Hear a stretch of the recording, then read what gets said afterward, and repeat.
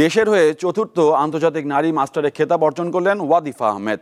এখনও স্কুলে গণ্ডি পার না করলেও বিশ্ব দাবায় জানান দিয়েছে নিজের আগমন। তবে এ দাবারুর অভিযোগ ফেডারেশনের দিকে। জানান, অনেক সম্ভাবনা থাকার পরও শুধুমাত্র ব্যক্তি স্বার্থের বলি হয়ে এগোতে পারছেন না নতুনরা। বয়সটা এখনো কৈশোরের ঘরে। সুইট 16 ওয়াদিফার বড় বন্ধু সাদা কালো মিলিয়ে 64টি ঘরের দাবার বোর্ড, কিস্তিমাতি যেখানে অন্যতম লক্ষ্য।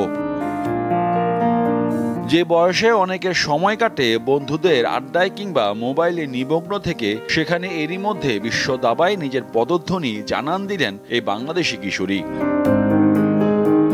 গত মার্চে শ্রীলঙ্কার কলম্বোয় এশিয়ান জোনাল দাবা চ্যাম্পিয়নশিপের নারী বিভাগে চ্যাম্পিয়ন হন ওয়াদিফা আহমেদ। এর মধ্য দিয়ে ফিদে মাস্টার থেকে নারী আন্তর্জাতিক মাস্টার হওয়ার যোগ্যতা অর্জন করেন তিনি। অ্যাজ এ চেস প্লেয়ার যদি বলি তাহলে এটা আসলে কিছুই না।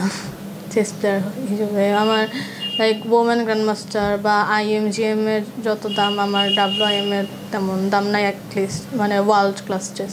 নিজস্ব অর্থায়নে আন্তর্জাতিক আঙ্গিনায় নিজেকে তৈরি করেন ওয়াদিফা। এ নিয়ে ফেডারেশনের কর্তা ব্যক্তিদের বিরুদ্ধে কিছু অভিযোগ জানান এ দাবারু। ওয়ার্ল্ড জুনিয়রে যেতে পারিনি, তো ওখানে ফেডারেশন যদি একটু আর চেষ্টা করতো তাহলে মেবি ভিসা জটিলতা কাটা উঠে যাওয়া যেত। যারা চেয়ারে বসছেন তারা আসলে খেলাটা জানেন, খেলেনও নাই অনেকে, মানে চালও দিতে পারেন এরকম। কিন্তু এটা একটা দিক যে ওনারা জানেন না এটা কেমনে চলছে। এই অদম্য নারীর স্বপ্ন আকাশ ছোঁয়া, যেতে চান আরো বহুদূর। খেলার মধ্যে মেয়ে ছেলে বৈষম্য আমি চাই না। যেমন ইয়ুথ টুর্নামেন্টে আমরা under-6, under-10 এগুলোতে আমরা ছেলে মেয়ে আলাদা করছি, তো আমি এগুলো বলবো যে বাদ দেওয়ার জন্য। এই নিয়ে চতুর্থ নারী আন্তর্জাতিক মাস্টার পেল বাংলাদেশ। 1985 সালে প্রথম মহিলা আন্তর্জাতিক মাস্টার হন রানী হামিদ। এরপর দাবায় এই খেতাব অর্জন করেন শামিমা সুলতানা। দেশের তৃতীয় আন্তর্জাতিক মহিলা মাস্টার হিসেবে এই তালিকায় নাম লেখান শিরিন সুলতানা।